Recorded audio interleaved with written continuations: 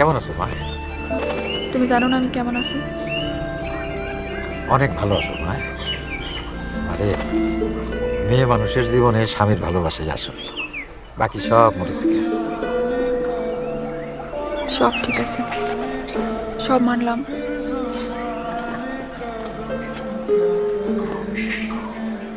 রক্ত দিয়ে যে ভালোবাসা, সে ভালোবাসা ভোলা যায়? চুপ, একদম চুপ।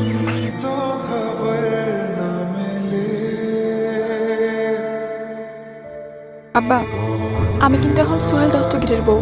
আমার এ ভয় দেখাইয়া কোনো লাভ নাই। সত্য কখনো গোপন থাকে না। নিজের সাথে যে যুদ্ধ, সেই যুদ্ধ থামানো যায় না।